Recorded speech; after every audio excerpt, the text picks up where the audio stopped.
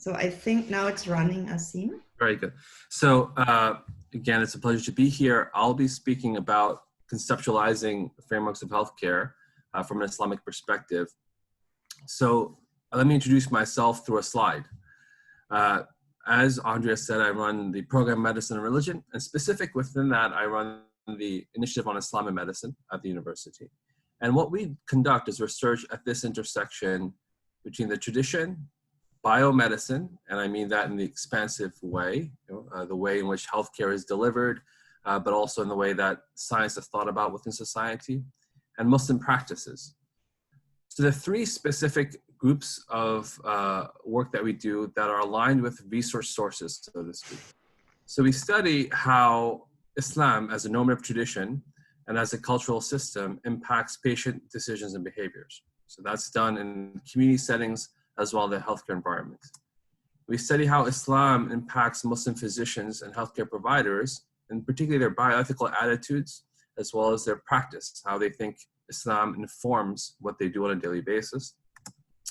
And then we study how religious scholars think about and conceive of biomedicine and ethics and law in the sector of healthcare, and they furnish moral guidance, both for patients and for physicians. So the work that we do is multifaceted, but it's also multidisciplinary. Right? So we conduct empirical research, textual research, meaning the sources of Islam, as well as legal edicts, and theological work on how we think about and reason through these challenges that we face in the healthcare environment. So today, there'll be two parts to my talk, but actually three parts, as Andrea mentioned. First, I'm going to talk about a theology of healthcare. I'm going to define health from a religious perspective. I'm going to discuss with you notions of the healer and how she or he might have an ethical comportment based on the text and the way we think about healing. Notions of the patient, as Andrea mentioned, I'll talk about that as a third part, and again, what the ethical comportment of a patient should be.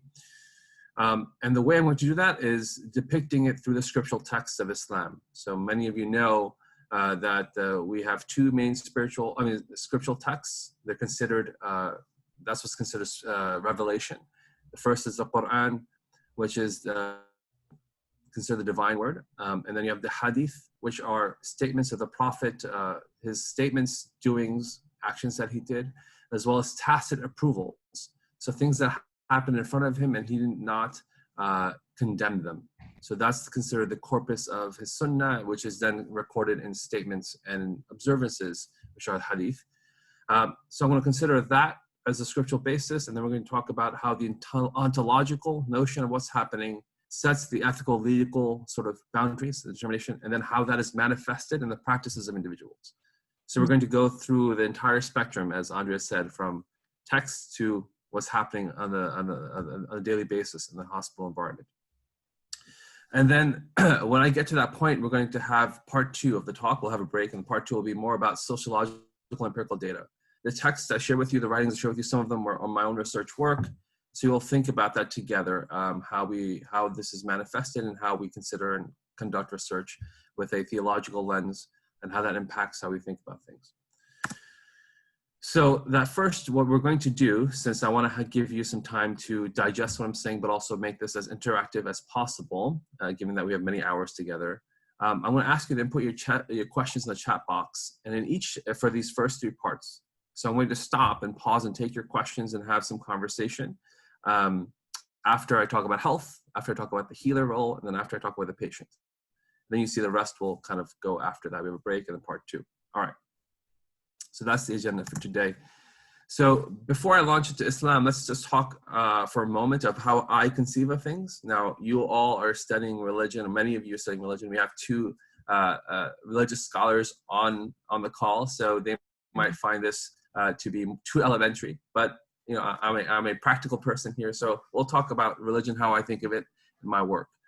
So religion is many things, but to social scientists, it might be a tradition, a set of practices that are observed by a specific community that has an identity of being religious. It is primarily a meaning-making system. It attaches value to things, and people get meaning out of it. And if you were to think about it that way, then you would say the sources of study of religion are individuals, communities. Right? It's a sociological phenomenon that needs to be studied within embedded lived experiences. One might say religion is really at its root a moral theology, right? It's an axiology, it ascribes values, or it's a moral code. And if that was your lens, then you would say that we should then study people who represent that moral code, right? Maybe religious leaders or scholars, or you might say that you need to think about how the sources of tradition, texts, impact moral decision making. Lastly, people might say, well, we have religion makes a set of claims. These are truth claims about what's occurring around the world around us. And these claims then are studied sort of through both texts, right? So what do texts say about what's occurring? So there is an afterlife, for example. That's a claim, and that you can study that through texts. And perhaps you may not be able to verify it. Some might say you might be able to verify it, but in any case, that's how you would think about approach religion. So I would say that medicine, right, is similar. It's a cultural system that also has a sociology to it, right? There is a group of people who act out medicine in society. The exemplars might be physicians and patients and allied healthcare professionals. They also have a particular lingo. They have a lexicon through which they ascribe meaning to things. That may or may not be different than how it's used in other spaces, but there's a sociological phenomenon of medicine. There are moral codes to medicine, and there are texts to medicine. So people might say, here's one, that there is a moral theology, quote unquote, or a moral philosophy at least, that comes out of texts that are considered sacred, with open quotes, within medicine. Maybe the Hippocratic Oath, for example. But also, medicine makes claims about reality. Right now, we're facing a claim that there is a virus that 1 billion of them would fit on the top of this pen, and that is causing all the problems that the entire humankind is facing right now. Right? The healthcare system that causes manifestations, cough, fever, diarrhea, but then it's also causing death, and that is then impacting how we think about social distancing. So my point is that this is a truth claim that needs to be verified or can be verified in various ways. So often we think about religion and medicine with a dividing line, right? So you'll see here in this cartoon that there is medicine on one side, or there's science on one side, and there are religion and religious scholars on the other. And oftentimes you have this notion that science is about empiricism, right? Verifying things through observations. You see the microscope, the beaker, right? About making theories. You have here, the idea of theory making from observation, and that religion is about not that. Maybe it's about just texts, right? And often you'll see here, and I made this joke, that when you think about religion and science, you have two sort of stereotypes. One is of the Muslim, who is often neglected, marginalized, or turns away from the dialogue and discourse, right? So they're often not involved in dialogue and discourse, or they're seen as themselves sequestering themselves away from that dialogue, because some would argue that there is no divide between religion and science in the tradition. And then you have this other caricature of evangelical Christians who toe the line. They make a lot of claims about what is occurring in the world, and even scientific truth claims based on the Bible. So this is caricatures and stereotypes, but I think it sort of suggests that there's a lot of conversation that occurs, and a lot of stereotyping that occurs, and a lot of subconscious biases that occur when we think about this divide between religion and science. I would argue that there is convergence and there is divergence. So there's convergence in the sense that both medicine and religion respond to human queries and needs. Right? They provide explanations about what's occurring. Right? They answer what the ultimate question is: what's the human end? What will happen to us? Will we become dust and that is it? Or will we have an afterlife? Is there's something that's going to occur after this life here? So they answer that question, which is a pressing need for humanity throughout the ages. They also involve ontological and epistemic frameworks, right? So both make claims about what is certainty, how you can ascertain certainty, how you can think about sense perception, and how you can think about deriving truth claims from texts, right? So they have their own consistent epistemic and ontological frameworks. And one of them, for example, you might say some are verifiable, some aren't, but in any case, this notion, it also answers what we are. Are we just a body? Are we a body and a spirit or soul? Are we an ensouled body? Or we are a soul that has a body? So there's many questions that religion can answer, and science, believe it or not, would also answer them. So in the sense that science and what we could say scientism might say that there is no, that a lot of the claims made by religion beyond the sense perception are ones to be rejected offhand. So that's how I think about the two categories, and that's why there's a program that I lead that brings them together, because I think there's a lot of convergence. So today we're going to venture into these larger super categories of health, healing, and being a patient, right? The interaction. And I would say, and Martin knows this well, and I'm sure in his lecture he talked about this, that I think that one of the major problems that we have today in society is that health has become a commodity. It is monetized and commodified, where you can buy health, or at least people believe they can buy health on the market. Right? So we have a Fitbit, and this is called Health Solutions, that by having a watch that monitors your heart rate and the steps you take, you're going to become healthy somehow or other, right? So it's used as a strategy to market products. Or we can get you a test, and we take a test and we can tell you about data about your past, where you came from, your present, what disease states you might have, right? That you might not even know about, and future, how are you going to then die from a simple swab of your throat? I'm sorry, of your gums, or your saliva.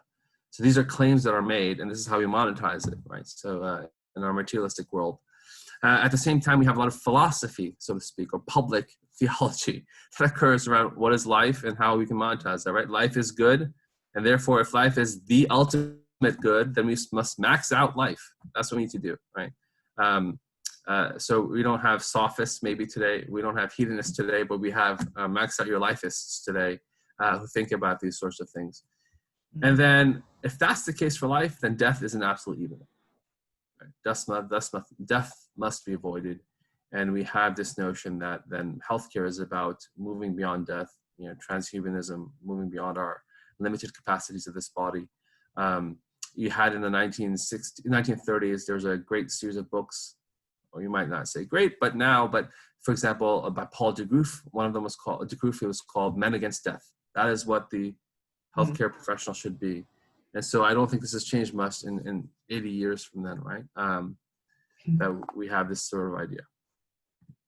All right, so now that's the preamble to, you invited me to speak about Islam, and we're going to take a deep dive into Islamic scriptures, so bear with me. And then, as I said, you can put comments in the chat boxes, and then I'll break and we'll address those comments, and we have plenty of time to do so. All right, so we're going to start with this theology of health and healthcare. So I'm going to use the Quran for a moment, and then the Hadith, as I mentioned, and I'm going to share with you some of the core scripts around which we think about a notion of what life is and what health is. So life, I would make the claim, is of instrumental value. This can be in many different texts and scripts.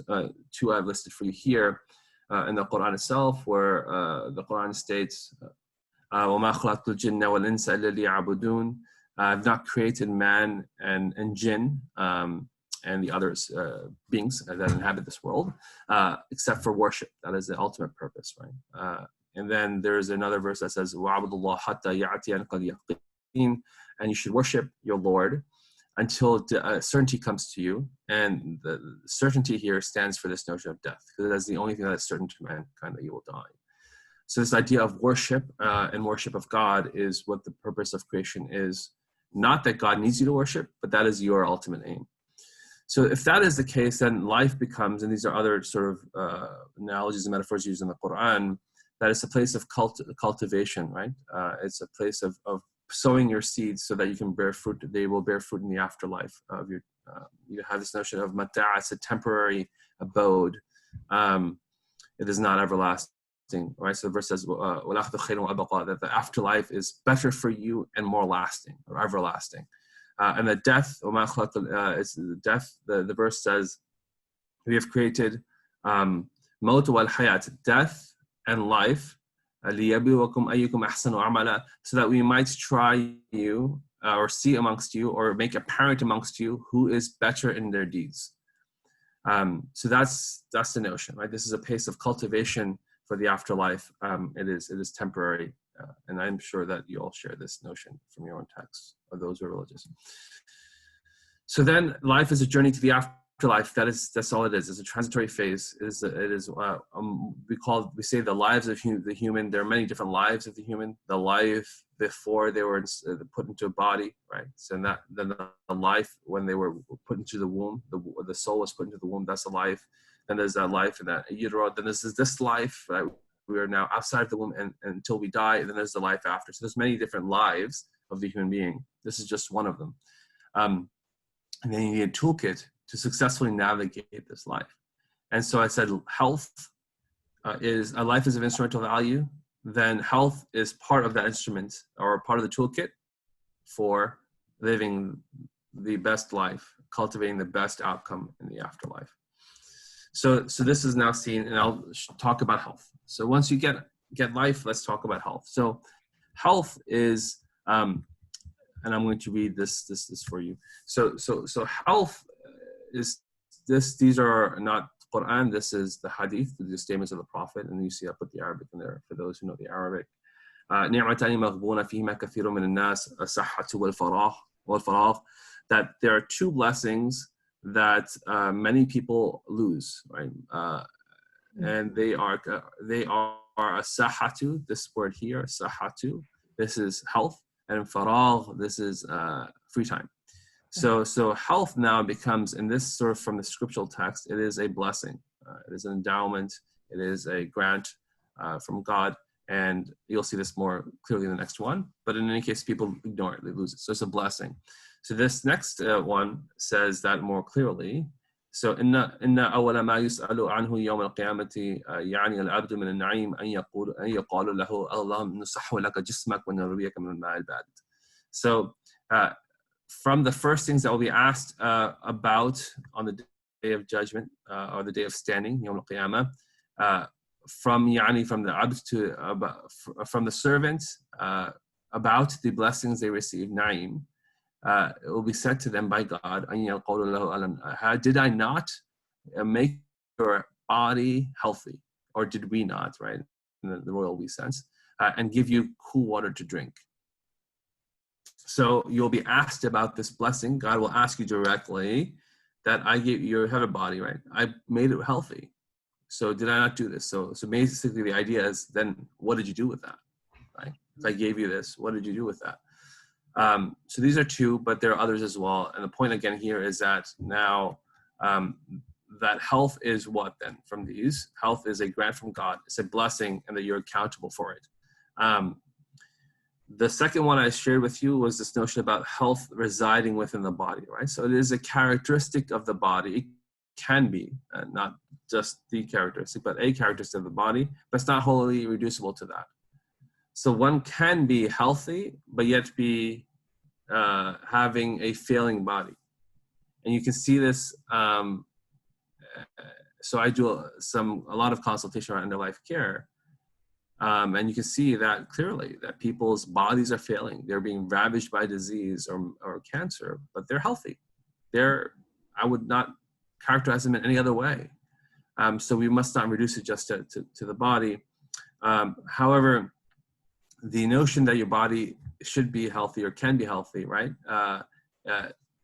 Without disease is the more dominant one. Right? We should want that, desire that. So the absence of illness is something we all seek, and it requires cultivation, right? That you have to do some preventive things. You shouldn't be eating McDonald's or whatever else you have there all the time. You shouldn't go out and not socially distance yourself when you have COVID-19, whatever else it might be. You should pray. So these are the sorts of things that we should think about. And then it's an instrumental good. So again, I'm just trying to be very systematic and slow. Not slow, but systematic, so that we get what I'm trying to say. But that's what health would be. So by implication then, now we're going to move a little bit, talk about the goals of healthcare. Life is of instrumental value. Health is a condition of the body at times, but it is more global than that, but it is definitely a grant from God.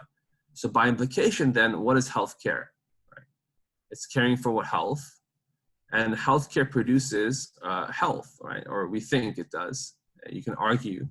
There'll be people, public health experts will tell you that healthcare doesn't produce health as much as we think it does. That only 10% of an individual or a society's well-being and health, or an individual's health and societal well-being, right?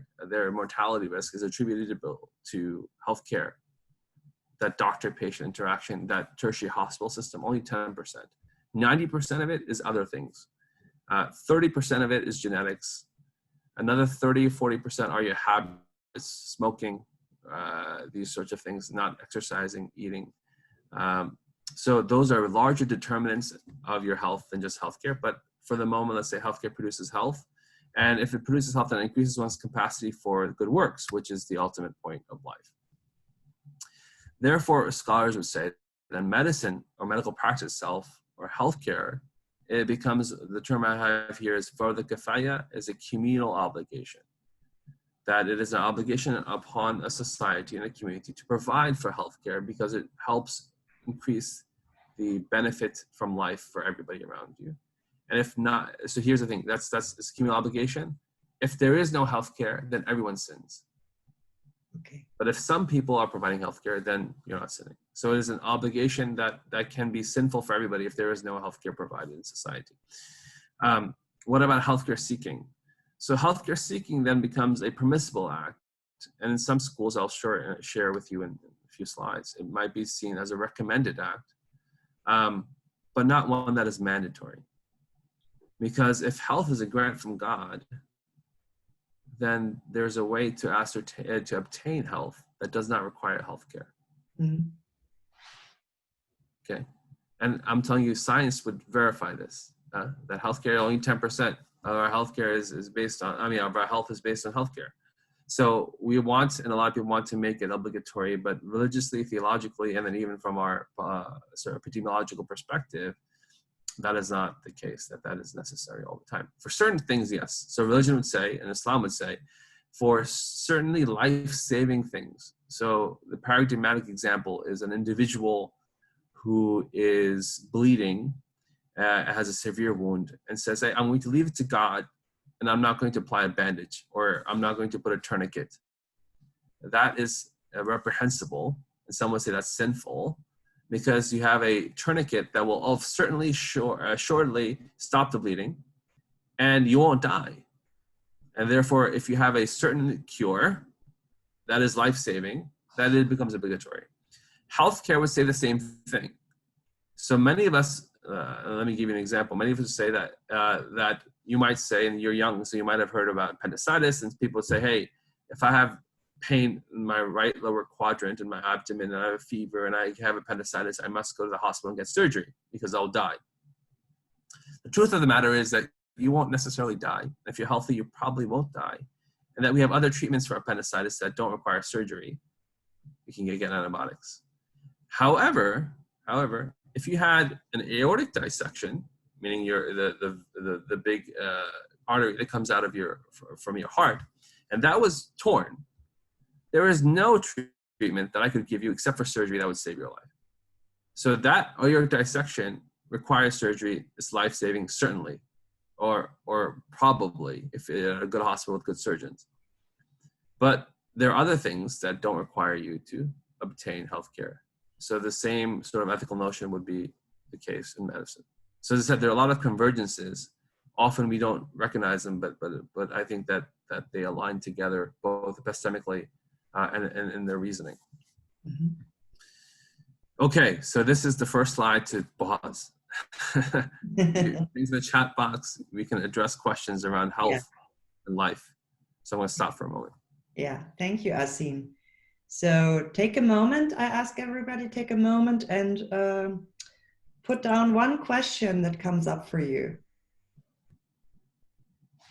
And then we all take a look at the chat.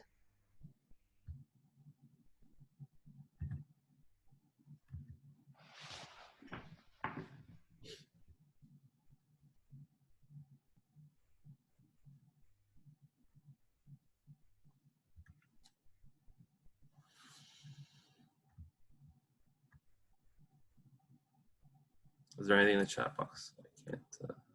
Not yet, I think. No, okay. Give them a moment here. I could just be very clear.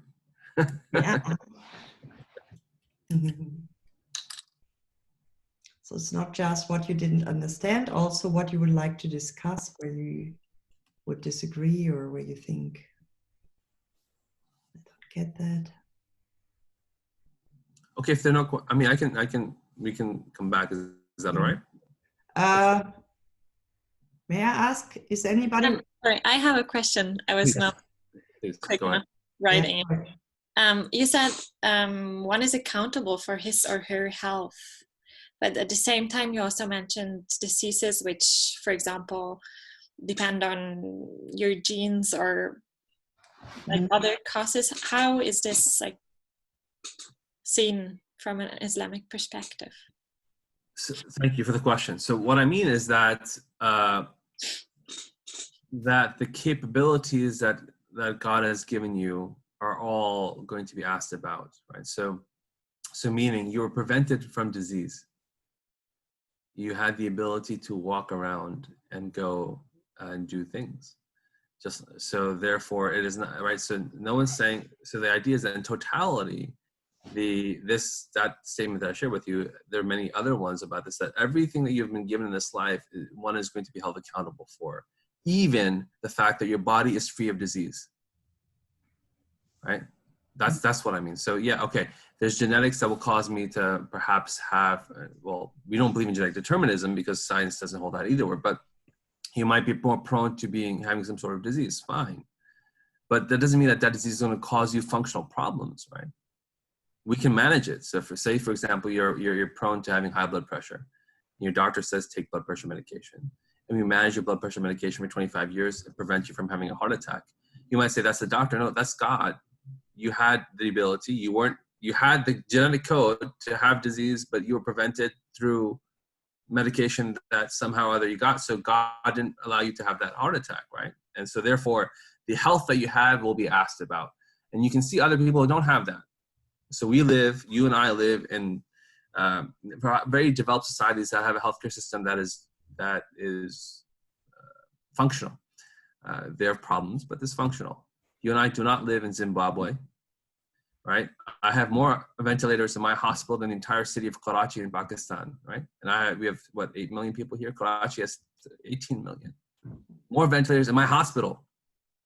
So I'm going to be asked about the fact that I had all this ability to take heed and not go out and party on the beach, wear a face mask.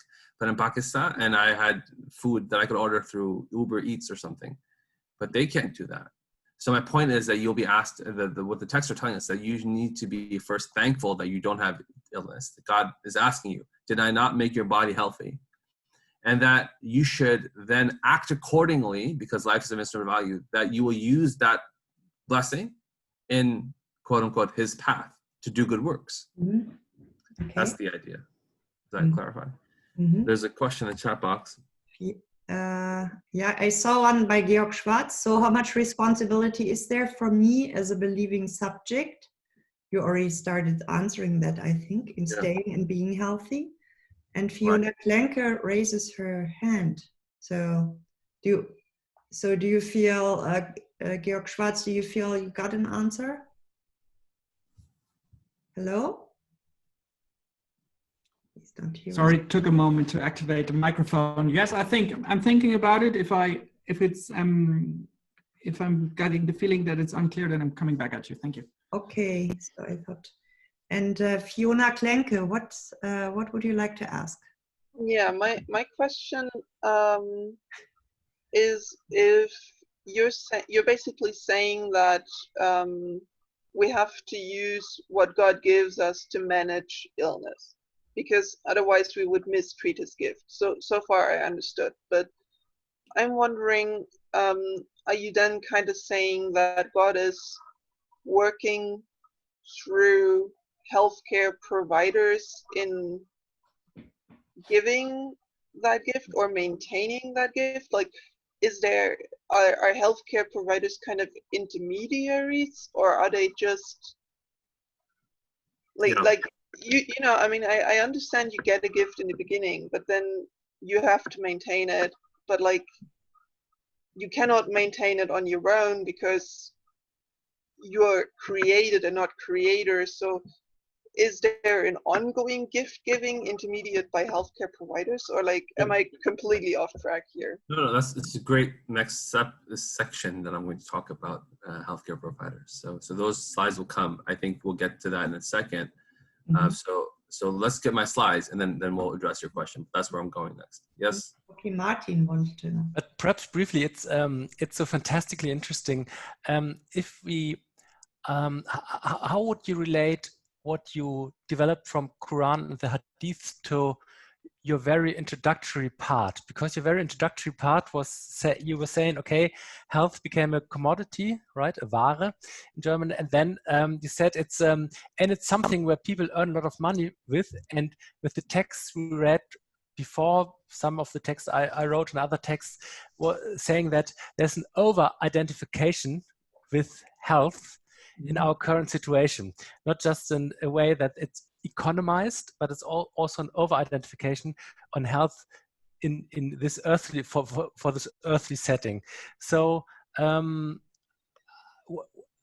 you give us a hint where's the kind of countercultural dimension of taking care of health from an Islamic perspective in a society which is health obsessed in certain respects?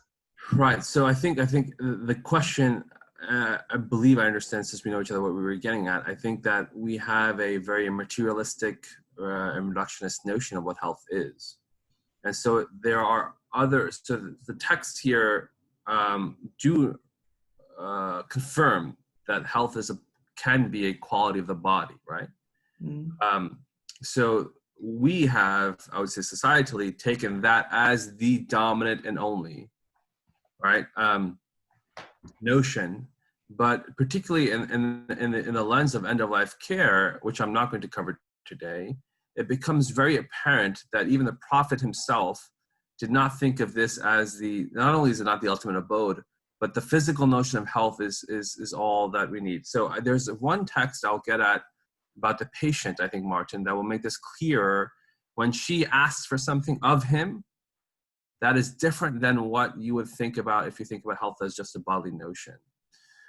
So I don't want to, I can foreshadow, but I don't want to. No, okay, fine. But I think I'll come back to that, and I think we should have a conversation about this because you and I would agree, and I think most of us agree, that we buy into the WHO notion that there is, psychological, there's mental, there's spiritual health. But those, I still think, in society are add-ons that are imperfect in thinking about health and totality of the human being. So if you think about the human being as more than just the body, then health must be, and health is the well-being, the intactness of the components of the human being. Then therefore, if we think of that way, there must be more than just bodily health, right? And if the human being's body, this embodiment, is but one part of the entire lifespan. So we talk about end-of-life care, right? Which is a problem because end of this life care, end of the minor part of your life care, right? Right? So healthcare should be about the dominant part of your life, which would not be this life, it would be the afterlife. Okay. And healthcare should be about that. So care for the intactness of that life, which may mean that this life has nothing to right. So you see, if you expand the notion, then we have a very different cultural notion of what health is and health for. And then the healthcare people are not me, but those guys like you, Martin, right? You're the healthcare professional, the most important one. But you follow what I'm saying. So if you want to extend the conversation, it goes to a very different place. Perhaps your students don't want to go there now, but maybe we can do that at the end. Yeah. Let's run through some more slides. I just wanted to get a hint about what health, what's implied in all that. Yes. Sorry, excuse me. Oh yeah. Just following up with what Martin said. Can you maybe you can say something about that on the next slides? Maybe you've got a plan, anyways, on how you deal in that context of health and health as a gift with illnesses that are untreatable or uncurable, or especially physical illnesses that might be genetic, or that you do not develop, but that you have from the beginning. Right. Just well, as I said, one can be bodily diseased but not unhealthy. So you don't need to have a genetic disease. Just think about individuals who are born with different capacities than you and I, perhaps, right? So a person who's blind, would you say they're unhealthy because they're blind? They never had the capacity to see. So the normative body notion is one that I'm sure that you all discuss in your class. But what all I'm getting at, again, with Martin's comment, is also what this life and health is, but also our notions of today. Market forces suggest that there's deviance within certain things, and that so you might have a normal bell curve where 0.3% of the population will be blind. But what we would ascribe to that now is unhealthiness. But the normal bell curve would say 0.3% of the population will be blind. They're normal. No, but they're diseased and they need to be remedied, or they're deaf. So I think that is the labeling that we have to be cautious about. You might agree, you might say that no, they should be considered diseased. Fine. I will say there is no disease. They never had the capacity to have vision. So why do we label them and make them think about them being diseased? Because there's no disease. There's not even malfunction. You might not say that. They just don't have the same capacities we do. You and I can't see the different capacities we have in our brains.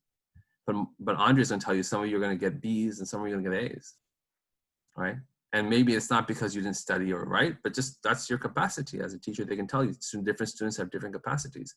No one will say you're stupid because you got a B in a class, or that you are abnormal. But we do that in health, or particularly in healthcare, when we monetize it. Your body should be this shape. I can give you a cosmetic surgeon to help you with that, right? You understand my point, that we've attached a label and a value system that might not be biological, is my point. And that might not be epidemiological, but we've attached those labels, and we have to, as critical thinkers, disaggregate those two things, lest we, from a religious perspective, lest we are no longer witnesses onto the ills of society. Okay. I agree with you. I just wasn't sure I understood you correctly in the implications on this topic beforehand. So thanks for clarifying. You're welcome. Okay, so I suggest now move on, Aasim, Okay. to the All next aspect. So let me go back to the slideshow. All right.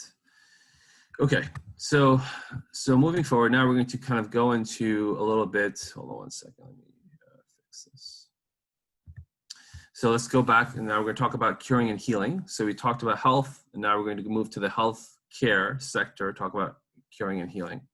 So again, we're going to start with the Quran, and then I'm going to share with you a statement of the Prophet here on the bottom.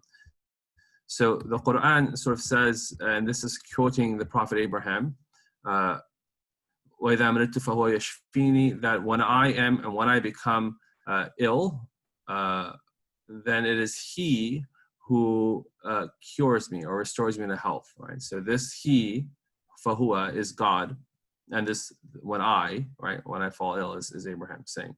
So he's describing, and Muslims, for us, Abraham is we call ourselves is a very important prophet, and the Prophet Muhammad comes in his lineage through his children, as you all also say, agree as well. But in any case, the idea that he had two children, there's lineage there of prophets. So this is a very important statement, not by a very important prophet. Then the Prophet Muhammad says, and there's many different ways this hadith comes to us. This is just one construction, but the same meaning is carried forth. That God has not sent down da'an, a disease, except for He has also sent down shifa'an, is cure. So these concepts, we have to think about what they mean. Da'an is disease. Shifa'an is not cure, actually, it means healing. And so there are other narrations that don't have shifa, but they have dawa'an, have cure in it. And so as I said, it comes in many different ways. And you'll see that here. The third one, and I somehow or other forgot to, I forgot to give you the translation, but I'll translate for Inna Allah anzala da'an wa dawa'an. God has sent down da'an, again, illness, wa dawa'an, and cure, wa ja'ala li kulli da'in, and he has put for each disease, dawa'an, a cure. فَتَدَاوُوا وَلَا تَدَاوُوا بِحَرَامٍ. So the Prophet now says, فَتَدَاوُوا. So seek healing, health, in this case would be cure. Seek cure, and do not seek cure biharam, that which is impermissible or which is forbidden for you. So as I said, this now becomes from ontology. God is the one who's restoring me to health. God is the one who sends down illness and healing, or illness and cure. So this is again ascribing direct linkage to God's control. And now from ontology you get to ethics. Fatadawu. So seek seek cure, and don't seek cure with that which is haram. Now haram obviously being something that's impermissible, judged by God. So you have this sort of attachment to God sending cure and illness. Then human have an action, seek that, but the action has a constraint and boundary, not with that which God has said is impermissible. So this is the idea of curing and healing. And now we're going to get into some metaphysics. So the notion here is that everything in life, or everything that we observe and think about in this context is a reflection of God's sort of power and dominion, but also a reflection of a reality in which God's attributes are in conversation with each other. Meaning God has in Islam 99 known attributes. There are others as well. Some people say 99 names of God, but they're not names in that sense, although you can use them to call upon God and beseech him, but they're attributes. So reality has these things in here. So one of them is Hayy, al-Hayy, the ever-living. This comes from the Quran. And al-Mumit, right? The one who gives life, the ever-living. Al-Mumit, the one who causes death. And the third one is al-Shafi, the healer, or the one who gives healing or provides healing.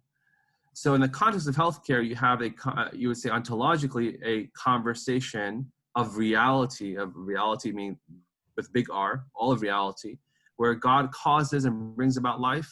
He causes and brings about death. He is the ever-living. He is the one who never dies. In between that journey of realities, or of living beings, or of things we don't know that are living but are living, you have this notion of restoration, Shafi, of health. Again, my point was that this life is of instrumental value. Health is of instrumental value as it is of instrumental value to life. So therefore, all those things, not just human beings, right, but all creation, if it's going to be restored in its health, is through God's decree, by him allowing the manifestation of his attribute of being the healer, or the one who causes healing, to come about and manifest in whatever way he feels. So that's now metaphysics behind all of these sorts of things. So I think this now, one of the students sort of mentioned this. So now if you think about that, this is one, I don't know if I gave you this paper, but this is a paper that I collaborate on with others. We think about all the realms of existence and how can healing come about through those realms of existence. So this is just one schema.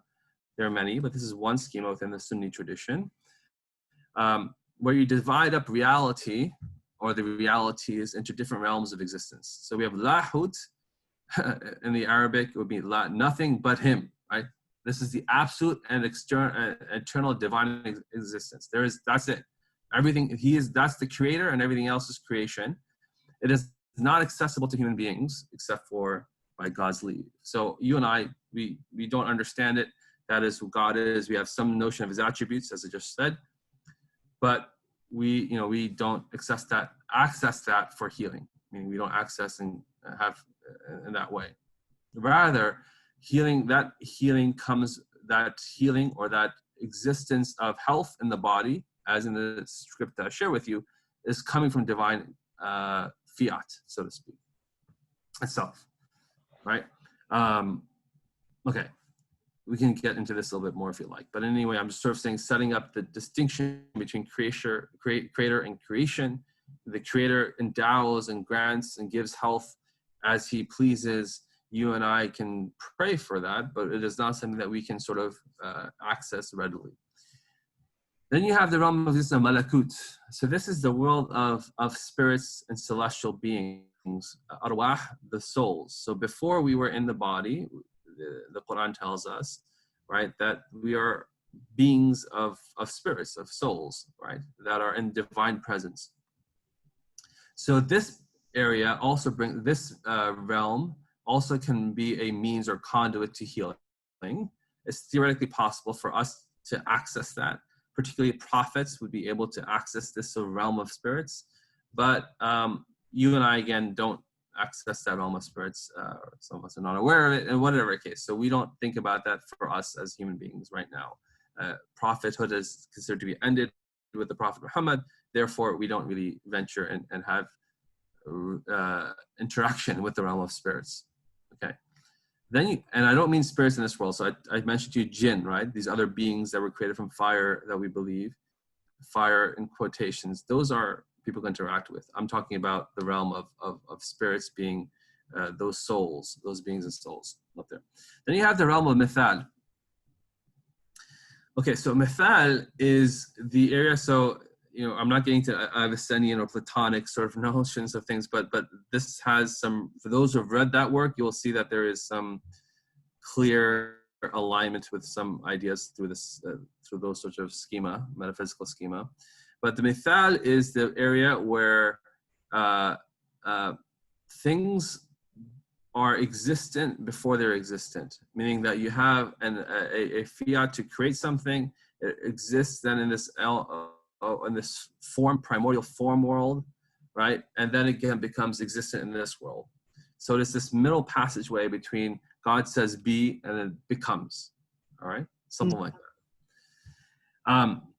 And so the ultimate forms, right? So we talk about, you know, Aristotle talks about, what does he talks about? Causation, right?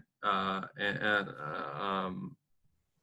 formal causes and these sorts of things. So you can kind of see some similitudes here, although I don't want to get into that for our purposes about healthcare. So this is accessible to human beings and to saints and to prophets, right? And we typically we think about this in terms of a dream realm where things might occur that might show you that this is going to come into reality. So you might get a vision, so to speak, about something that might occur, and therefore you're prevented from that action, so because you don't want to have that outcome to occur, right? So in any case, there are, we can say, more accessible than just to prophets, this dream realm of similitudes and forms that can be accessed by individuals through meditation, to prayer, and through just their dreaming, right? They say. So there's a statement from the Prophet that how revelation started with me by my seeing true dreams that would come true. So that's how you know that this is how I started accessing this sort of reality. Then we have what we have here today is or what we most think about is Ajsam, the world of corporal bodies, which you and I reside in, that access through the physical senses, through physical means, through material causes, right? So Mithal, formal cause, maybe. Ajsam, material cause. And healthcare today is about material causes. I mean, that's all. And so my point to you, as my comments to Martin, was, if we think about all of the realities, we would say this might be the lowest form of reality. And all the causes, this is the most base cause, most proximate, yes, but most base cause. And so healthcare and healthiness is not just cultivated by this realm, although we think about it this way. So now let me make that direct link for you. So how would one then access all of these different realms of reality, the ontologies, right, for healing? And is there or is there not a basis for that in the Quran and the prophetic statements? So I can share those with you. I didn't want to go through all of the different scripts, but I have listed in this table that there are scriptural sources. So let's talk about the notion of completely relying on the ontological notion of God as lahut, just his existence, him, right?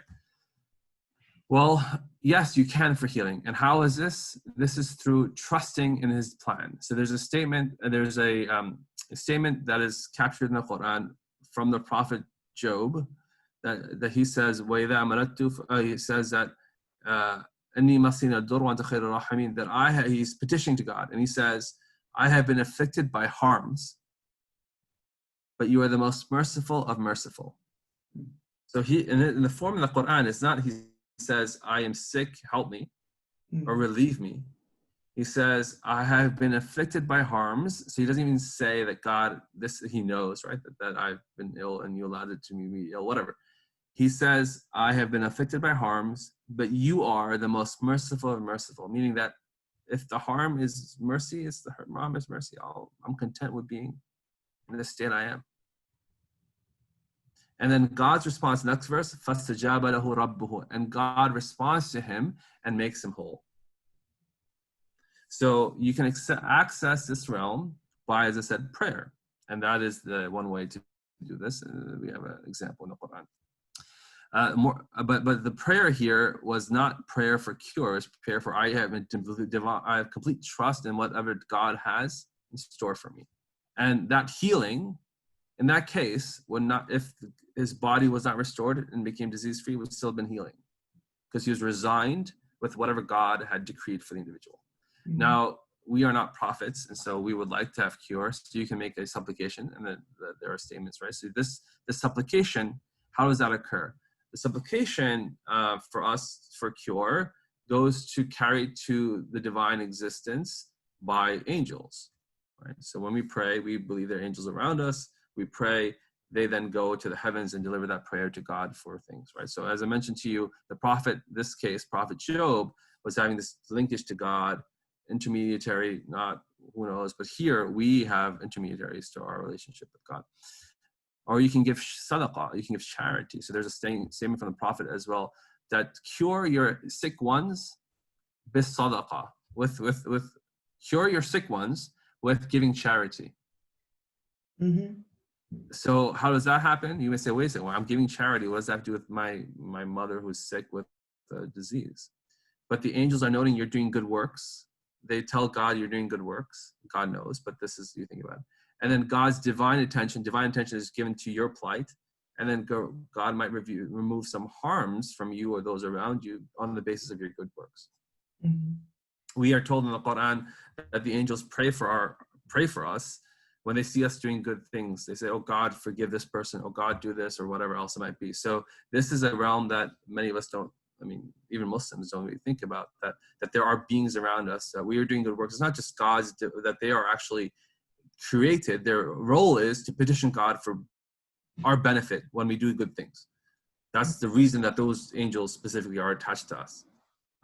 Anyway, so then you have prayers of others. So like when I make a prayer for a friend of mine who says, you pray for me, I'm ill, right? So the same sort of notion. So that's interacting, you're getting that healing through the medium of the malakut, through the angelic beings who are petitioning God, then you get healing to come occur. You have this notion of, I shared with you already, mithal, you see something in a dream that's a true dream. There's ways to do dream interpretation, and then you do something that prevents that from occurring.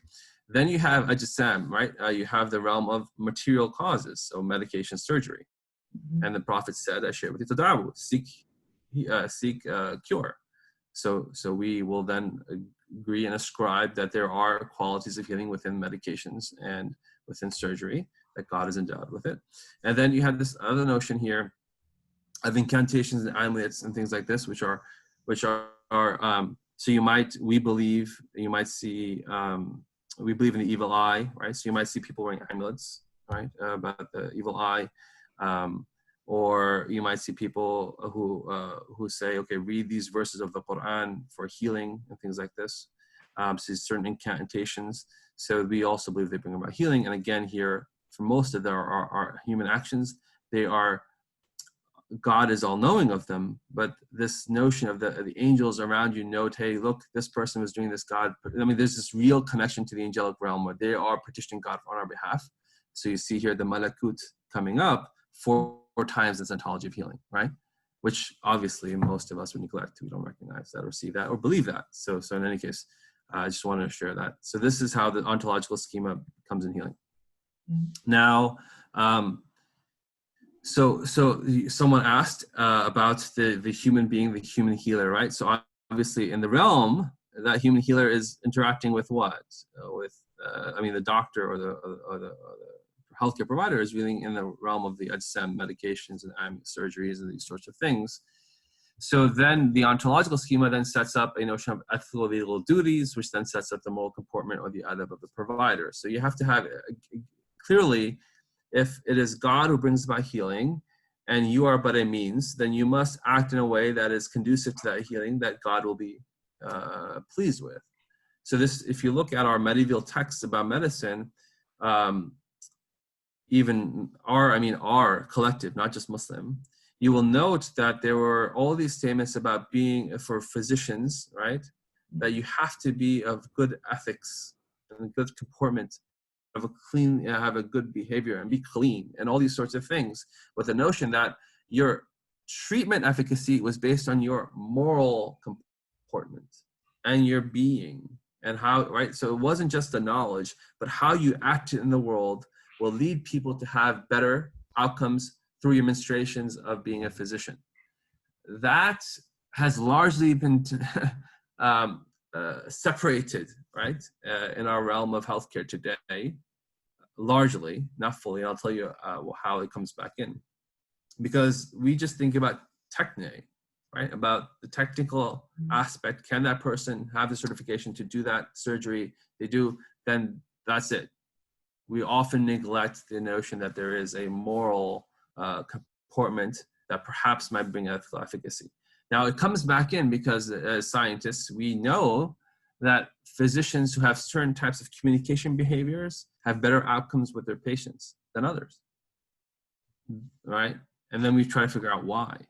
Well, perhaps because the patient understands them better, perhaps because the patient then wants to do the behavior that the doctor is suggesting, and then so they're more adherent and compliant with treatment. But that doesn't fully explain these sorts of things. So there are studies that show that ethical doctors have better outcomes. Really? It's not just about the fact they have a degree from a premier institution. So in any case, it comes back in through a scientific paradigm in some ways. We have these centers for clinical excellence that talk about emulating expert clinicians. Like, right, you watch them and how they interact, and then you take that and then you'll be a better clinician. And it's not about the most up-to-date scientific knowledge, but rather the most or the best way to be a physician by emulation. Today, right? This is the old model, but we have these. Stanford has one, for example. University of Chicago has one. All right. So moving forward, so now I'm going to go back into sort of talking about the scriptural text, right? So what I already shared with you this one about God does not send an illness, but it also sends for us healing. But there's a tradition here that I think that's important for the ethical point of a physician, that there is a statement from the prophet that says, "In Allah kataba ihsan ala kulli shay'in," that God has commanded, has written, has prescribed ihsan, excellence on everything, right? And in every act, so that you must be excellent. And what that excellence, this word here, ihsan, is, if you go to the lineage of this term in the prophetic traditions, it is defined as such. Ihsan is أنك تعبد الله كأنه تراه فإن لم تكن تراه فإنه يراك. That act as if though you are seeing God, for if you don't see God, know that He does see you. So that is excellence, that you're acting as though God is in front of you. And this becomes even clearer in healthcare in two slides, I think. But my point is that for a physician now will say, I am becoming a physician, I am acting as a physician, I am doctoring, knowing full well that is God who's providing cure and health and quote unquote disease. The state of the person in front of me is because of God's dominion over this area. My efficacy in treating will be based on God's allowing that to be efficacious. But I am also being judged by God. He's watching me. Mm-hmm. So I must have this real notion. Okay. Mm-hmm. Now, giving comfort and hope. So now in this end, so this is, again, end of life, I think, is a very ripe area for all these conversations. So think about, this is a statement from the prophet. So now talking directly to physicians to those who visit patients at the end of life, or, so you could say maybe this is not just end of life, it's any ill person. So it's so when you enter upon the sick person, so give them assurance. I guess that's an okay translation for that individual, fi ajlihi, of their appointed time of death, or of the appointed time of their life. That it is written when you die, that it is written that you will live, meaning you will get out of this disease or you won't get out of this disease. God has written it. Be assured, and the point is, be assured of that. Don't worry. If you're going to get better, you'll get better. If you're not going to get better. It is written, God has control over it. That's what you give them assurance of. Because saying this will not do anything. Meaning you're saying that it won't affect the fact that there's an appointed time for someone's life by you saying it. However, what will happen? However, it will bring comfort to the individual. Okay, so you might say this is odd, right? We should give hope to patients. Yeah, hope of what? That God's in control. You will get better, you won't get better. And what's funny is, as a physician, as an ER attending, when I talk to my residents and I teach them, one of the funny things I tell them is, the patient will either die or get well. You know, best. Like, I don't say it in that way, but I sort of say that we see people in the ER and learners are scared. Oh, if I don't do this intubation this way, or if I don't give them this medication in the next 30 minutes, I will be the cause of their death. And to dissuade them of that, I say, no. The patient will get better or not better with or without you. Do your best in what you're doing. Because if you think about it, I work in an environment that everything becomes urgent, right? At least the patient thinks everything is urgent. And then that can cause stress in the learners. Like, every action I'm doing, what's going to happen? Right? And you're taking care of 100 patients. Do your best. They will either die or live, not under your control. You do your best. And now you might say, Aasim shouldn't say that, but that's how Aasim teaches his learners. Because some of them, not everybody, some of them you can become very anxious, but also transfixed. You don't know what to do, right, in that moment. Because you're so worried about, am I doing the right thing or not? Mm-hmm. And I just say, do your best, you've been trained. Anyway, I'm saying this here, that's the idea, that you give them, that by the patient will then recognize, what happened? Hold on. Mm-hmm. The patient will recognize that their term is either going to come to an end in this term life, or not. So now I said it'll get very clear, right? So here's the way it gets very clear about the physician's or the provider's comportment. There is a class of statements from the prophet that are basically quoting God near the day of judgment. I shared with you one of them, or on the day of judgment, or standing or reckoning. And in one of them, he says this. God says this, right, to the humanity, or the human being. And there's three things he says. So he says, O son of Adam, I fell ill and you visited me not. And then the person would say, you are the master of the universe, the sustainer of the universe. How can you fall ill, right? How can you fall ill? What was my shortcoming? And he would say, did you not see that such and such servant of mine was ill? And had you visited him, you would have found me with him. Meaning that, as I said to you, we were saying that God is just not watching you. You, the human being, the physician, the caretaker, you're actually not just out there, but in front of you, the patient, right? God is with them. And you are now not just trying to be best so that patient gets happy with you, or you do the right thing for them, but recognize God is with them. They're there. There are other statements of the prophet that say, ask the patient, the ill person, ask the invalid for their prayer. Telling the physician, ask them for their prayer. For their prayer is like the prayer of the angels. I told you the angels are the ones that carry our prayer to God, and God petition God for goodness, and that good things happen in our lives. The invalid, their prayer is in the prayer of the angels. So my point only is that, and I'm not saying that everybody interacts in their lives this way, but for me as a physician, knowing these scriptural texts is just a different reality that I'm engaging with, right? As a Muslim, it's just a different reality. If I know most Muslims don't have this training. But it's just a different reality when you think about healthcare delivery. Okay, so I think now, yes, so that is the second pause. Yeah. Okay, good. So is that working? It's not really work. Shall we try again with the chat? So to put down the questions you that come up for you with regard to what we just learned. I'll try to be slower, Martin. He's speeding up. Do you still understand? No, it's wonderful. It's wonderful to experience how you really get excited about what you're talking about. I really like that. It's just a question I just wanted to yes. Very good. They understand here.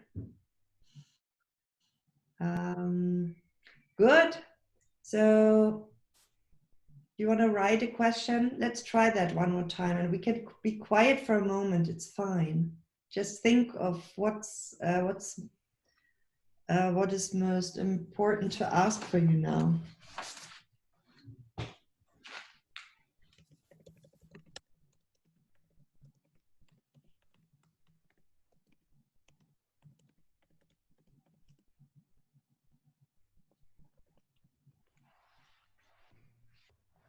We can collect a few.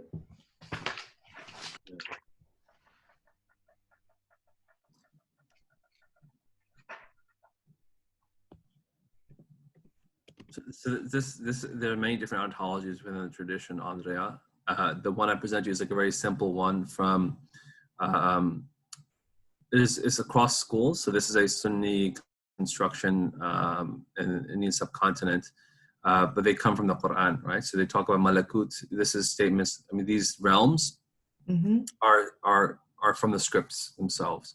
What they contain is sort of a speculative notion through looking at the totality of the revelation. Well, this realm has this boundary point, that boundary point.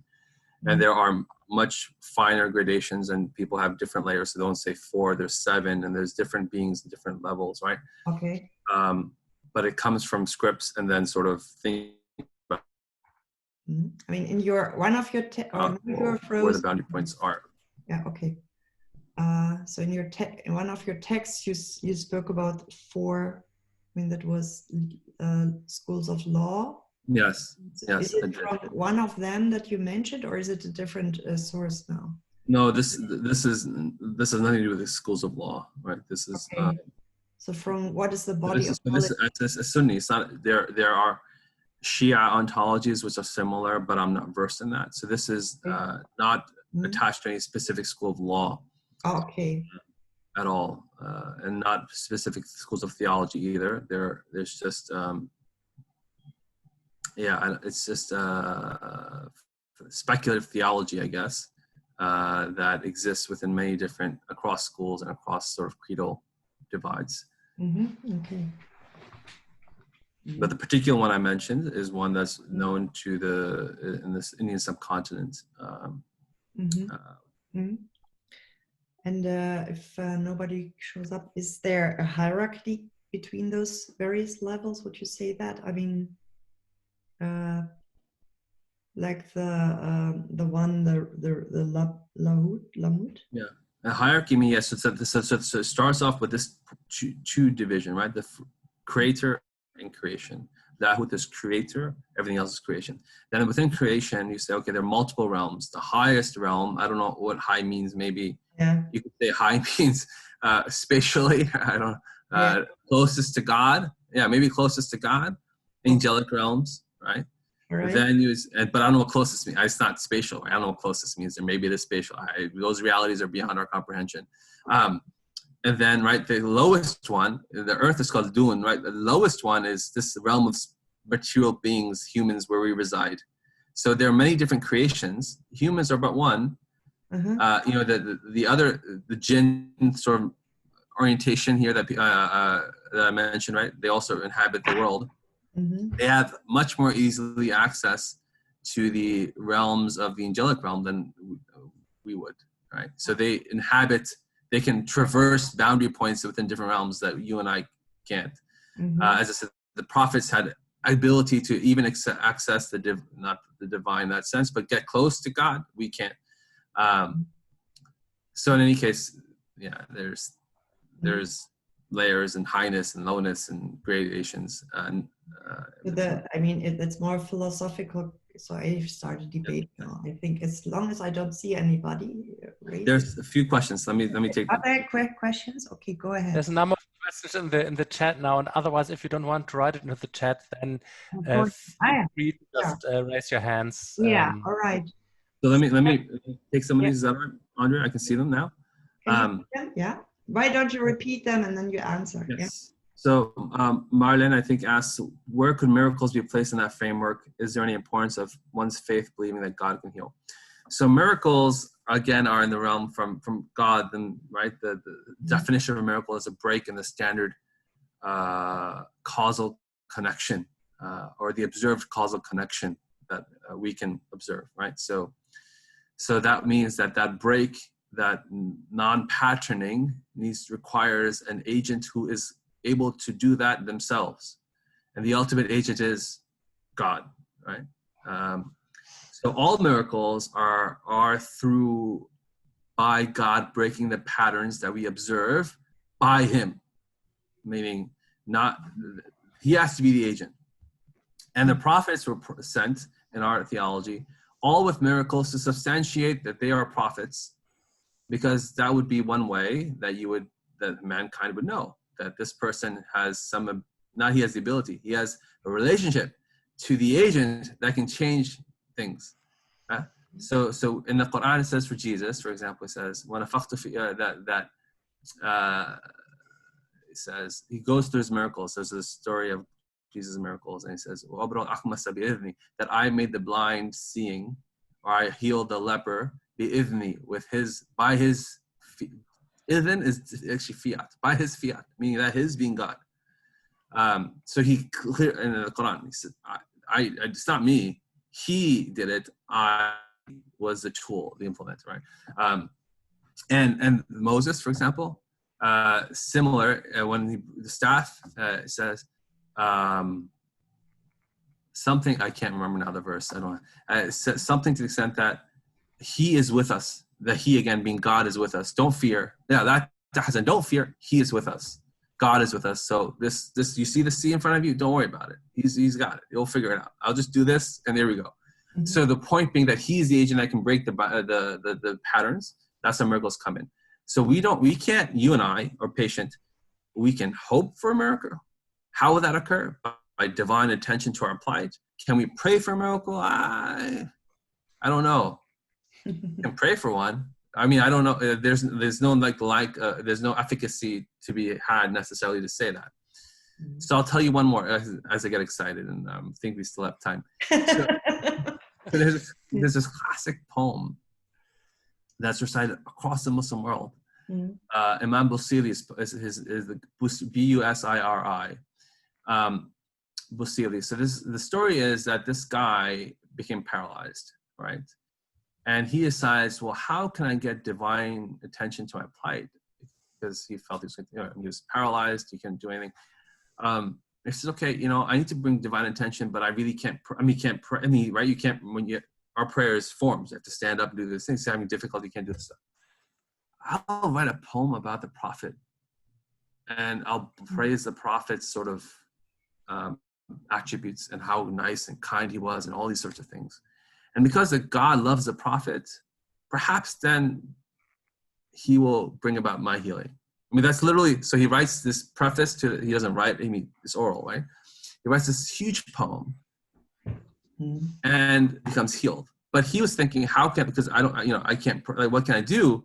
It's like, well, I need, so someone say, oh, the prophet healed. No, the prophet, nothing. Yeah, he was praising the prophet, but it wasn't the prophet was going to come heal him or anything else. It was, he knew that the prophet was loved by God, and therefore, if I do something that I want to draw his attention. And my point only is that in our theology, everything has to come drawing God's attention, not these intermediary ideas, which is in distinction to some Christian notions of miracles and things and prayers, at least in my understanding. Okay, so now the next one was. May I just ask one more, or have a look at miracles from one other dimension?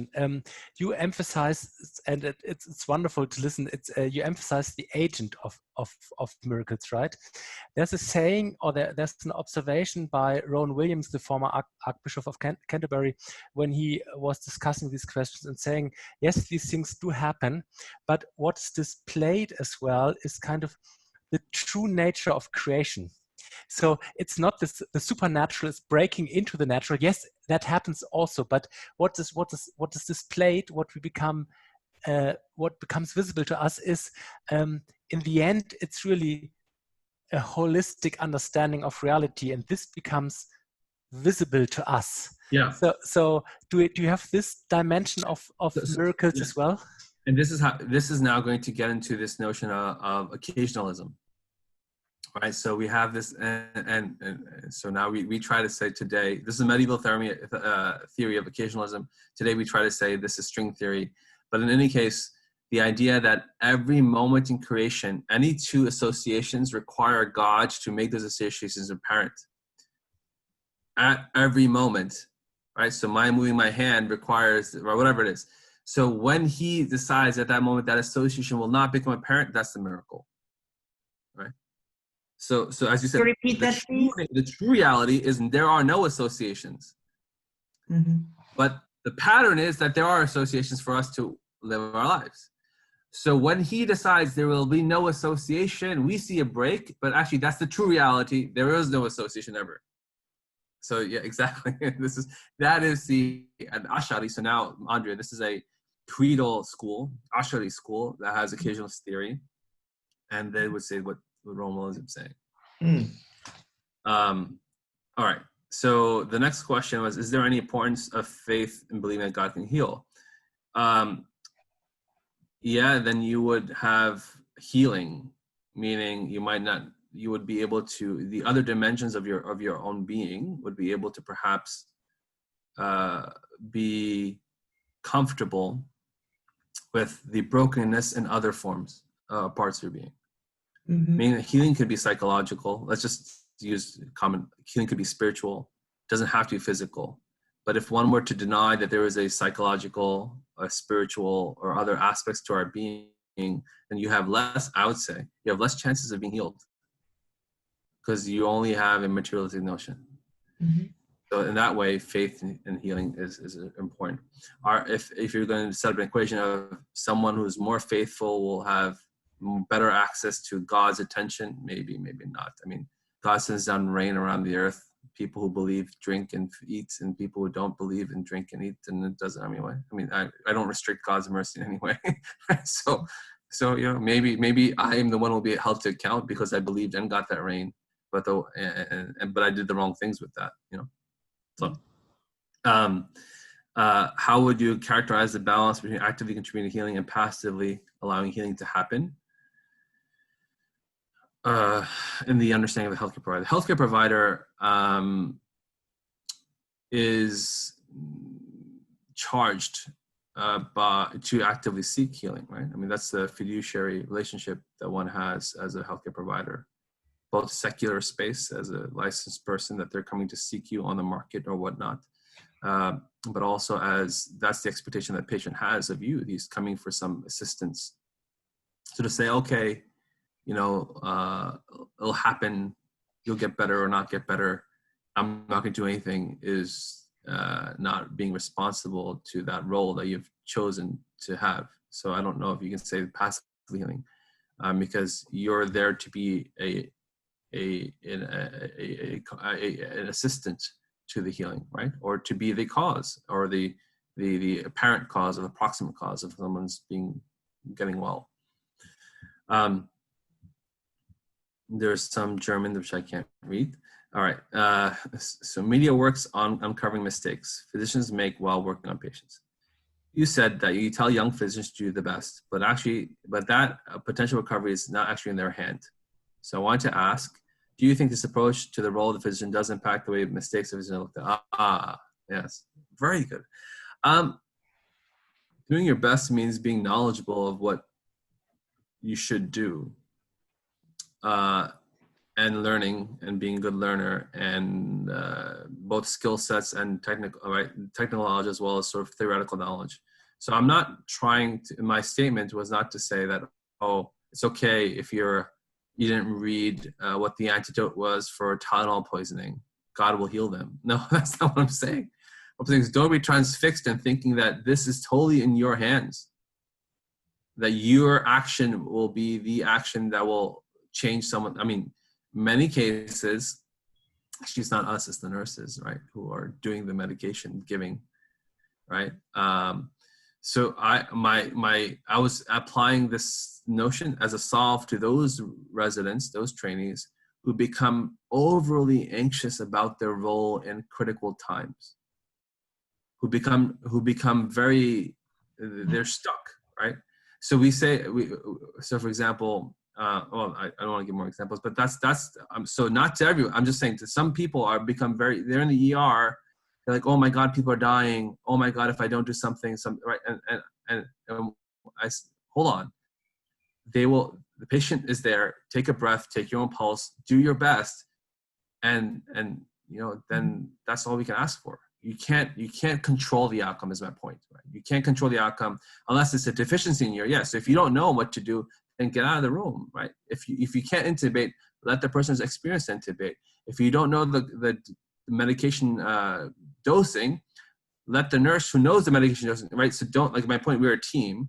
I just don't want them, and that's the other point, that we're a team. All of us are here to help you, not that you yourself, one action of yours is going to make this person live or die. I'm trying to put some distance between that, because some people, you can imagine, become very, very, very anxious and then make mistakes because they're just overthinking, hyper-analyzing what's going on. Mm-hmm. All right. Good? Yes. Pascal, I think, has a question. Yeah. With your, I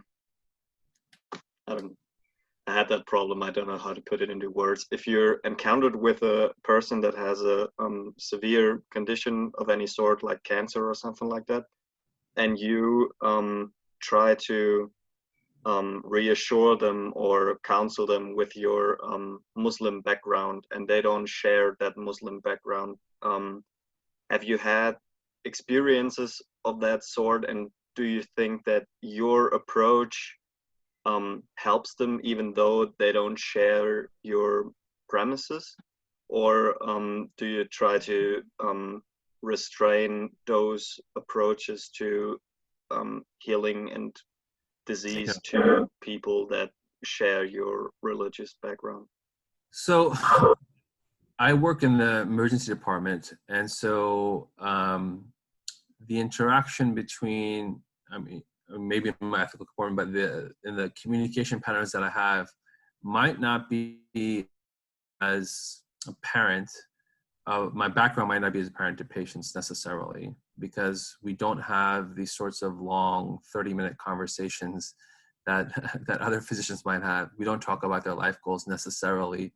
Mm-hmm. It is that in the end of care or life sort of thing that we do, but I don't think that the patient receives me as this, really religiously infused physician necessarily. I mean, they might see my face and think I'm Muslim, but I think that there's not that difference in communication pattern. There might be things I say at times that people find it interesting in the way I phrase them or frame them. So someone who comes to the ER often with belly pain, I might say, medicine doesn't have all the answers. I don't know what's going on. Getting another CAT scan might not help you. That's the 5th one you've gone this month, right? Okay.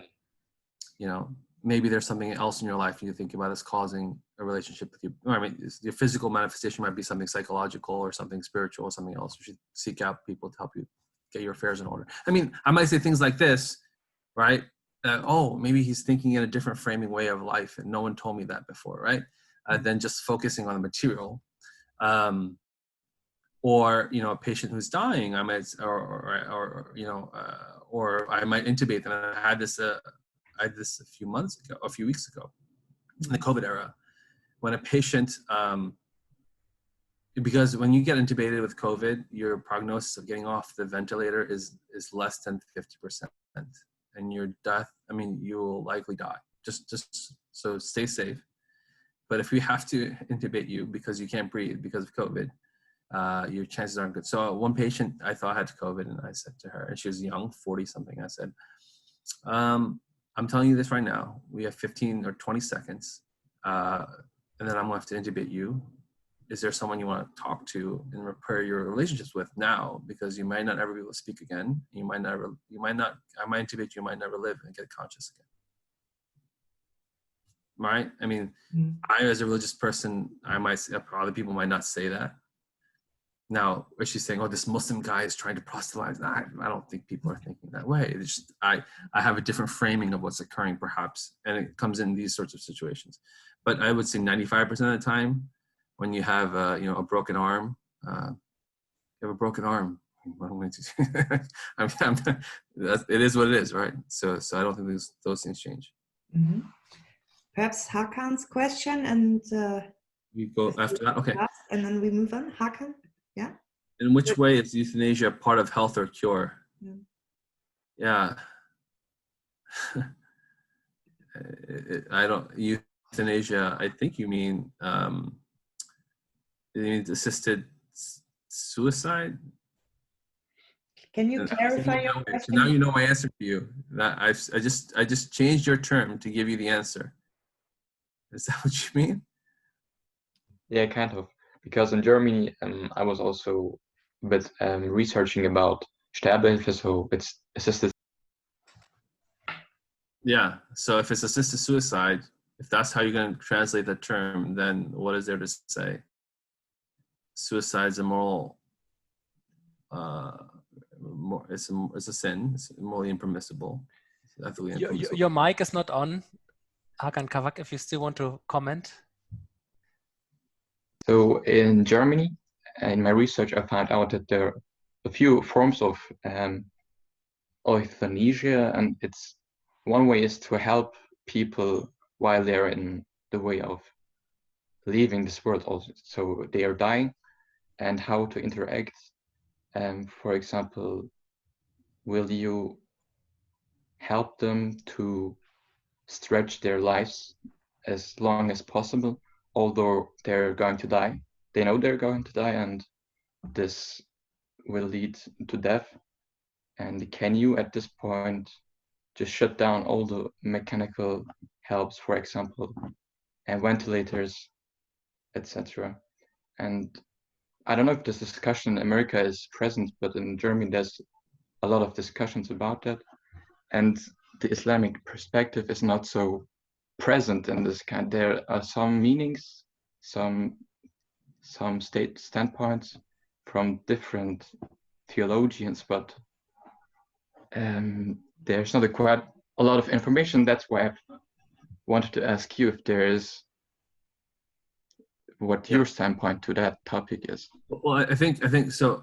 I think that will. I want to answer very briefly. I think that would take us a bit of a further afield than I want to go.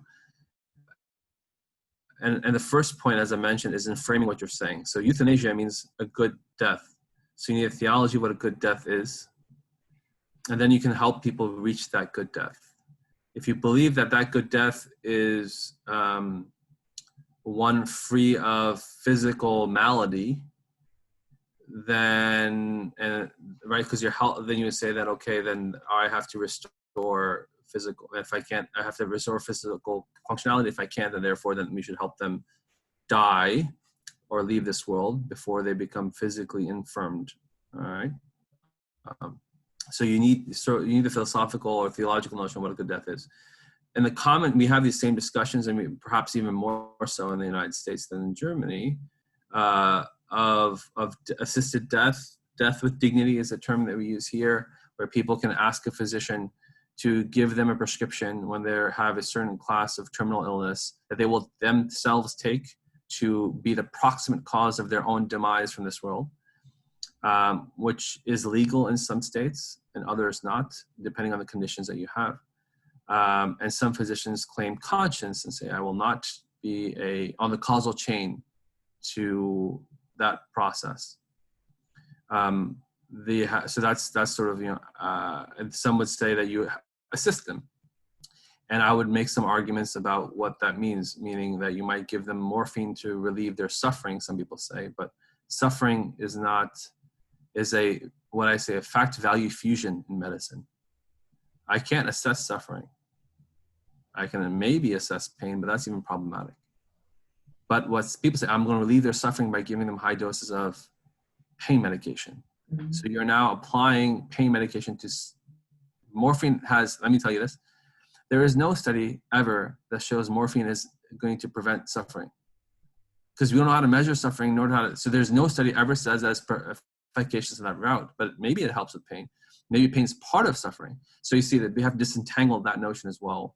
And then that might cause some theologians some problems because they might say, yeah, you can relieve pain, but what about this notion of relieving suffering and terminal sedation? So it becomes wrapped up in a lot of questions that I think are just, for us in this class, disaggregate to the fact value. What's the fact? What's the value? Then be clear about what term you're having a conversation around. Then we can talk about what Islamic or whatever perspectives are, or my perspective, or your perspective, or the patient's perspective, the broader perspective. But what we don't do often is disaggregate those terms and those fact value fusions, which is why I said I can't go into it now, because then we'll have to open up about Another topic. all those things. Mhm. I look at the time, it's 4 to 5, so we should have a break pretty soon, I think. Okay, so can I, let me just see my, hold on, let me see how much more I have, and then I'll make a proposal. 1, 2.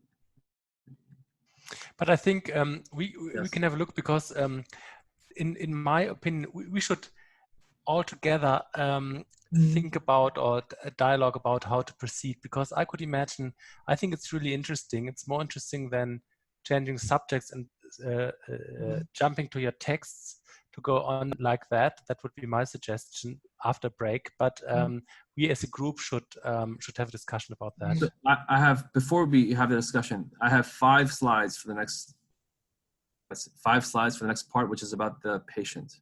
And then we were supposed to have that break. Yeah. So I'm a little behind. If you want to break now, that's fine.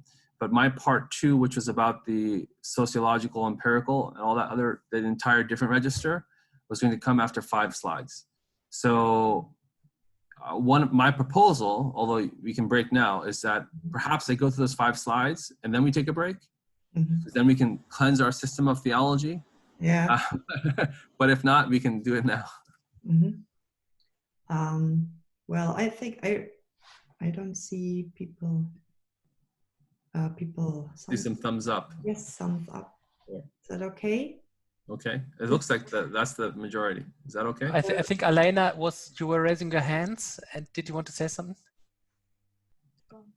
Yes, I did want to say something. My name is Albana, not Elena. This side, yeah. Okay, I want to ask you about the medication, and because of today's medication is always mixed with so many ingredients, and some of them are haram, some of them are not, and how to manage that, because most of an average Muslim person doesn't know about the ingredients. Anyway, any average person doesn't know about ingredients, and it's hard to tell which one is haram or not, or does it play a role when it comes to our health, or what is the view on that? I think that's a great question that will come up in my part 2 about the empirical stuff. Okay. Yeah. So let's just pause. If I don't get to it, then let's ask there, because I have some conversation there. So I think you all are permitting to go through 5 slides. I will go quickly, but at a measured pace, and then we'll break. So some of these concepts you've already heard, so it should be pretty easy. So let me share my screen again. Okay, good. Thank you. You're welcome. All right. Okay, so now we're going to go into the idea of the patient, and we're going to start with our exemplar, obviously, in the tradition is always the prophets. So the prophets were considered to be sinless. So some of the stories that we have in the Jewish and Christian traditions about things that prophets did, we don't have in the Muslim tradition. They were sinless. They did not do acts that were objectionable. they were protected. So I just want to share that. But we always go back to the prophets, and I mentioned this to you already, this first one. So how did the prophets respond to illness? I shared this verse with you about Job, and I said this was Inni masani ad-durru wa anta arhamur rahimin. So the verse goes, when Ayub called upon his Lord that I am afflicted by harms, and he said, but you are the most merciful. So that's his response to illness, and I shared with you. Then the next verse comes that God responded to his illness and helps and cures him. Now, Prophet Muhammad says to his companions, I shared part of this as well in another script, but this is a longer one, where he says, Tadawu ibadallah, seek cure, O servants of God. فَإِنَّ اللَّهَ سُبْحَانَهُ لَمْ يَضَعُ دَاعًا إِلَّا وَضَعَ مَعَهُ شِفَاءً إِلَّا الْحَرَمِ.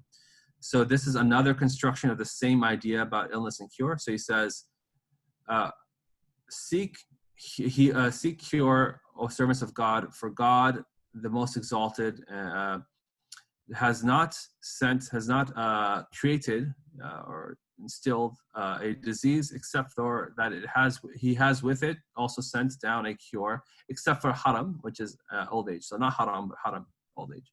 So again, the idea of seeking treatment, but knowing that God's the one who's sending out disease and illness and cure, and you know that you're not going to haram, you're going to get old. You're going to also die. So just recognize that.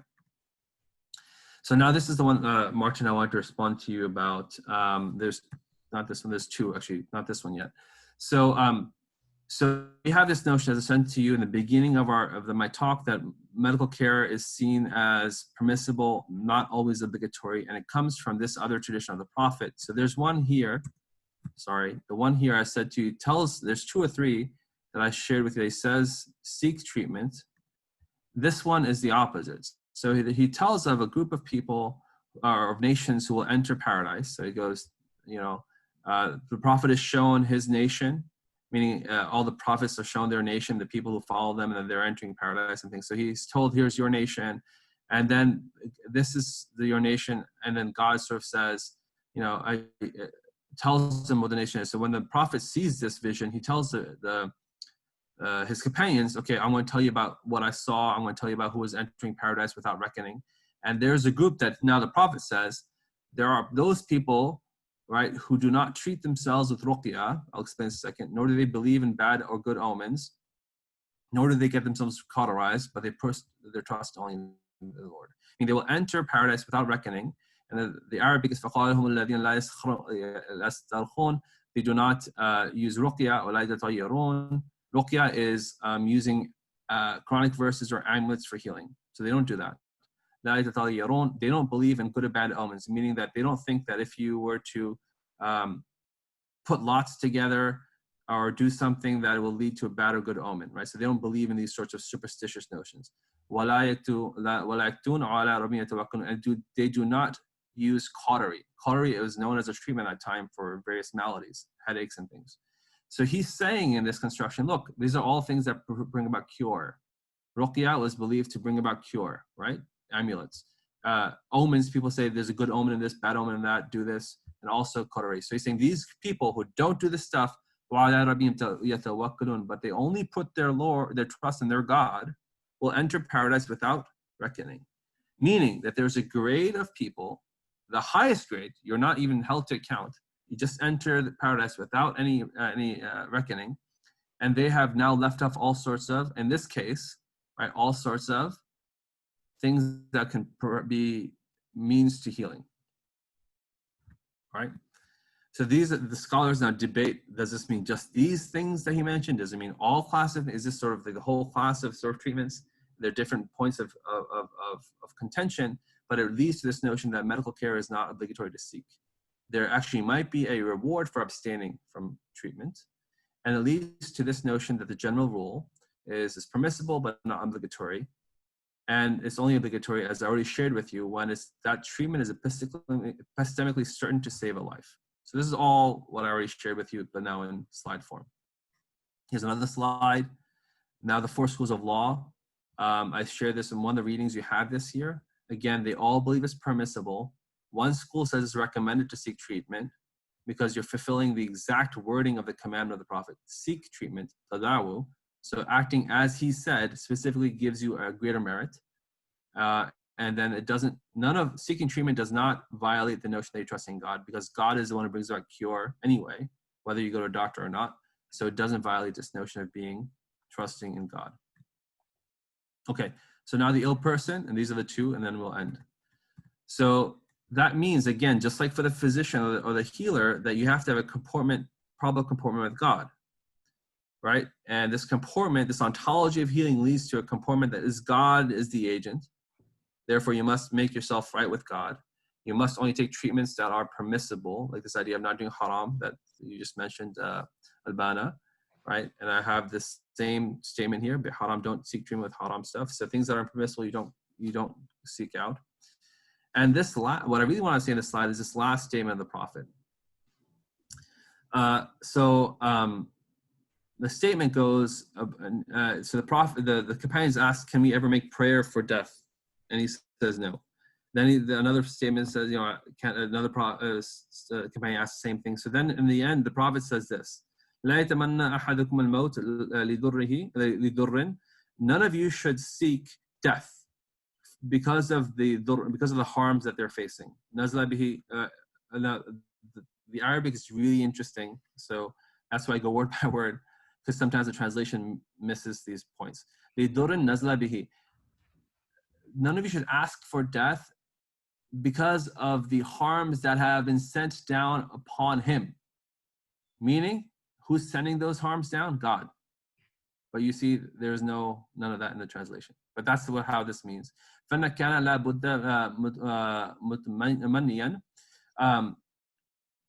don't make this request for death. So you should not do that. Make that request for death. This is now the prayer. But you should say, Allahumma ahyini ma kanat hayata khayran li. Oh God, keep me alive as long as there is good in life for me. وَتَوَفَّنِي كَانَتْ وَفَاتُهُ خَيْرٌ لِي. And bring about, or cause for me, death, if there is goodness and death for me. So again, this is truly, God is that connection to God is important. Even when you're on death's doorstep, you can't ask for death, you ask for goodness. I'm going to end in 1 second, Andrea. So the idea that there is goodness and in death, that is not to be avoided at all costs, is present in this statement. Now this is and I'm going to end here, this is the last slide. So now I mentioned to you the story about Jesus. Here's the story about Prophet as Muhammad as a healer. This is important for you, Martin. So he says, so there's a companion who, Ibn Abbas is a companion, and he's with other companions, and he says, can I show you a woman of paradise? To someone who's with his students and people around him. And people say, yes, sure. He says, okay, you see this black woman, she came to the Prophet and said, I get attacks of epilepsy, I have seizures, and my body becomes uncovered. Please invoke God for me. Meaning, ask God for cure, right? Ask God to stop epilepsy. And the Prophet said, if you wish, be patient and you will enter paradise. If you wish, I will ask God to cure you. She says, I will remain patient, but then said, I become uncovered, so please ask God for me that I don't become uncovered. So then he prayed for this notion of not becoming uncovered. So, and this is the word in Arabic, if you would like, be patient. And walakal jannah, and because of your patience, you will have paradise. When shit da'ut, but if you want, I will, meaning the Prophet's prayer is accepted, I will ask God to give you afiyah, wholeness. Meaning intactness, meaning soundness, meaning not just healthier, but well-being in totality. And she chose, I don't want well-being in totality. I'll be patient so I can have paradise. So that's the point here, Martin, to your right. So it's not just health, not epilepsy. He actually said, I will make a prayer so that you are well in totality, all parts of your being. And she chose, I want paradise instead. All right, there we go. We're done. Oh. We can start the second part after our break. Yeah, I feel perhaps, shall we take a break right now and then? Yes, we take a break now. People are So thank you. And so it's 8 past. Let's reconvene in 15 minutes. But now let's say thank you and clap your hands or whatever you do. I do this. Okay. All right. 15 minutes. All right. So in 15 Minuten, 10, 15, 20. So at let's say 5:23 or something, we be together again. Okay. All right. All right. I'll stop my video. Very good. Thanks a See you lot. soon. Yeah. Thank you. Excellent. Mhm. Und Andrea, wollen wir noch kurz drin bleiben? Ja, gut. Okay, super spannend. Das ist ja total klasse. Was machen wir an sozusagen, wie machen wir es weiter? Also ich hätte den Eindruck, dass eigentlich diese Q&A wirklich ganz gut sind. Ja. Und wir hatten ja mal gesagt, bis 6:45, da hatte Dings ja mal ursprünglich gesagt. Deswegen könnte ich mir vorstellen, dass wir jetzt nochmal 20 Minuten oder so machen dazu Q&A, weil das ja wirklich gut funktioniert. Und dann, genau, machen wir das Recording, stoppen wir das Recording. Oh Mist, ja, warte mal. Ja, Entschuldigung.